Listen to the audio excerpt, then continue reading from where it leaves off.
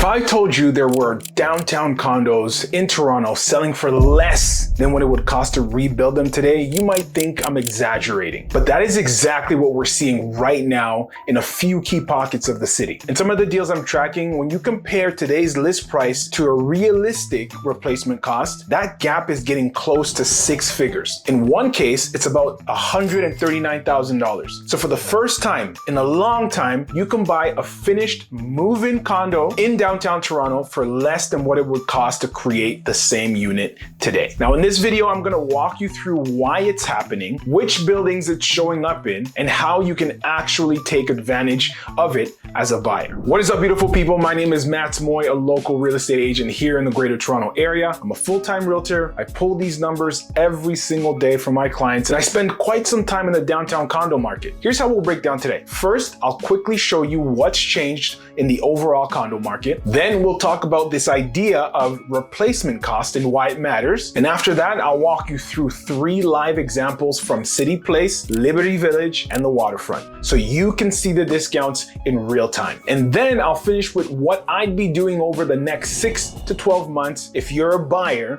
who wants to be smart about timing. Now, before we go too far, if you feel like condos have taken a hit, but you're just not sure on how to play it, I offer a free discovery call where we look at your budget, your timeline, and what's actually happening in the buildings you care about. You can use the link in the description, or you can scan the QR code right here on the screen. Whether you're worried about interest rates, unsure if prices have further to fall, or you just want to know what your money can realistically get you, I've helped tons of buyers and sellers navigate this exact market. So if you want a second set of eyes on your plan, that call is right there for you. All right, let's talk about what's actually going on. If you feel like the energy has completely come out of the Toronto condo market, you're not wrong. A couple of years ago, you had to fight just to get into anything decent. Today, in many downtown pockets, units are sitting, price reductions are normal, and buyers can actually breathe. On the resale side, average condo prices in the city of Toronto have slipped back to the mid 500s. That's tens of thousands of dollars off from where we were not too long ago. In parts of the downtown core, it's very common to see year-over-year price declines in that 5 to 10% range, depending on the building. Inventory has also climbed. We're flirting with roughly 6 months of inventory in the condo segment, which puts us firmly in a buyer's market territory. If no new listings hit the market, it would take months to clear what's already in the system. What that looks like in real life is simple. You're seeing more price changes. You're seeing more listings that have been sitting for 60, 90, even 120 days. And when offers come in, they're often a few percent under asking and still getting accepted. So for the first time in a while, negotiation is not some rare thing. It's expected. And that's a big part of how we get to condos trading under replacement costs. Now let's unpack this idea of replacement cost, because it sounds complicated, but it's really not. Replacement cost is basically the all-in number to build the same unit today. Not what someone paid for it 5 or 10 years ago, but what it would actually cost to create that condo from scratch right now. There are 4 main pieces to that. First, you've got the land. In Toronto, development land is not cheap, especially in areas close to the lake or transit. Second, you've got hard construction costs: concrete, steel, windows, trades, finishes, all the labor to build the structure and the units. Those costs have been hit by years of construction inflation. Third, you've got soft costs: architects, engineers, lawyers, marketing, carrying costs, all the behind the scenes work it takes to bring a project to market. And then finally, you've got government fees and development charges. In Toronto, that line alone can easily get into 6 figures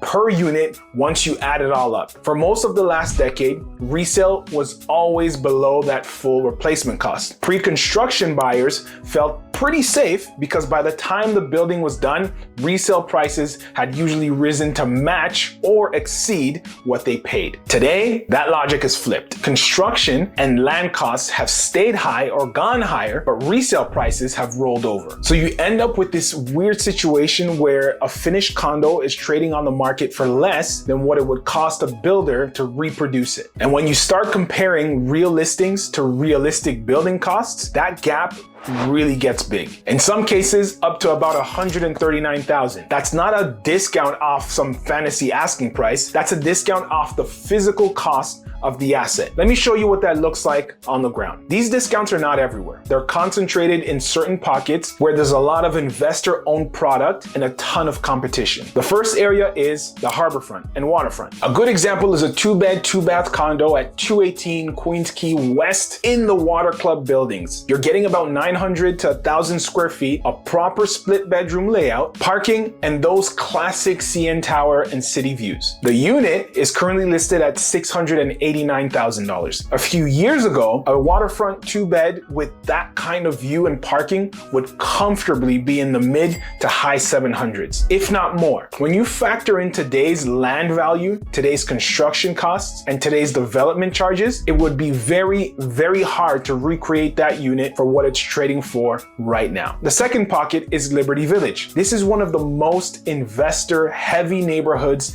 in the city, and it's where I'm seeing a lot of pressure. There's a 1+ den, 2-bedroom unit at 65 East Liberty Suite 606, roughly 700+ square feet, functional layout, parking, a locker right in the middle of the village. It came out originally at $639 and is now listed at $599, with the seller even offering a $3,000 renovation credit for flooring and paint. It has been on the market for over 4 months. That's textbook example of motivated seller in an oversupplied pocket. As a buyer, that tells me that there's room to negotiate on both the price and the terms. And again, try to imagine delivering a similar unit today when you add up land, hard costs, soft costs, and fees. You're likely well above where this one is priced. The third pocket is in City Place and the surrounding Fort York area. Here you've got a lot of fairly new product, tons of investor-owned units, and steady new completions. Take 75 Queens Wharf Road, Unit 910. That's a 1-bedroom around 540 square feet in Quartz Condos. It launched at $549 and is now sitting at $589. Again, well over 4 months on the market, no parking, but a solid layout in a very connected location. In a hotter market, something like that would have been snapped up in a week with multiple offers. Today, buyers have the leverage, and the listings like this are simply having to come down to where the demand is. When you run replacement cost analysis on units like these, you compare them to what it would cost to build the same square footage in 2025. That's where you see those big gaps, including that roughly $139,000 discount I mentioned earlier. So what brought us here? Why is the supposedly bulletproof Toronto condo market offering these kinds of discounts? There are 4 main reasons. Number 1 is high interest rates. When borrowing costs jump, it just crushes how much mortgage people can qualify for. Someone who could comfortably buy at $700,000 a couple of years ago might only qualify for around $500,000 today. That instantly removes a big pool of buyers at the higher price points. Number 2 is the surge in inventory. We have a combination of normal sellers plus a wave of pre-construction units that were bought in 2020 to 2022 and are now registering. A lot of those investors are listing their units as soon as they get the keys, and they're all competing with each other. Number 3 is investor fatigue. Plenty of investors are now cash flow negative. Their mortgage payments have climbed, condo fees are up, and rent growth has flattened. For some of them, every month they hold a unit is costing them real money. Those are the people who are now willing to accept lower prices just to stop the bleeding. And then number 4, which most buyers don't think about, is what the builders are doing. Developers are quietly delaying or canceling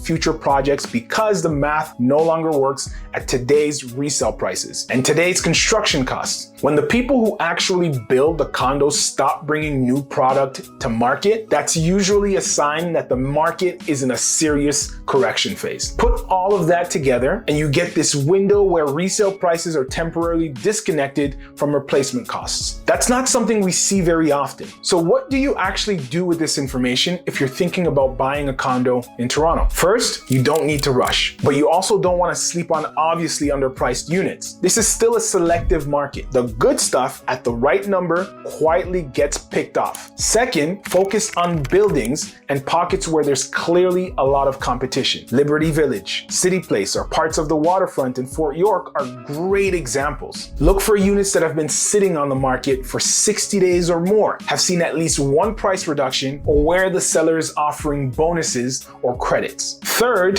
this is a market where you can build a margin of safety. If you can buy for meaningfully less than what it would cost to rebuild that unit today, and the numbers make sense for you on the payment side, that can set you up well for the long term. One thing I always tell clients is this: instead of asking, will prices drop another 2 or 3%, ask, am I buying something that is clearly good value for what it is, in a location I want to hold for at least 5 to 7 years? If the answer is yes, you're getting in below replacement cost. You're stacking the odds in your favor. Fourth, be very intentional with your financing and your time horizon. Rates may or may not come down quickly, so you want to make sure you're comfortable at today's payment, not just at some future lower rate. If that means you start with a slightly smaller unit or a building with lower fees, that's often a smart move than stretching. And finally, lean on data at the building level, not just the headlines. Two condos a block apart can behave very differently based on how many investor units there are, how many renters there are in the building, and what kind of supply is hitting that micro market. That's the kind of detailed work I do with clients before we ever write an offer. To sum this up, we are in a rare window where parts of the Toronto condo market are on sale relative to what it costs to build these homes today. High rates, too much inventory, investor fatigue, and developers stepping back have all collided at the same time. If you've been sitting on the sideline waiting for something to change, this is that change. You don't have to try to perfectly time the bottom. If you can buy a good quality, well-located unit for less than its true replacement cost, you're already ahead of the game. If you want help finding those specific opportunities and figuring out whether they fit your budget and plan, again, that 15-minute discovery call is in the description and a QR code is right here on the screen. We'll look at your situation and see if now actually makes sense or if you're better off waiting. And if you want to go deeper on how pre-construction compares to resale in this kind of market, check out this one here next. It'll give you a clear picture of where the real risks and opportunities are right now.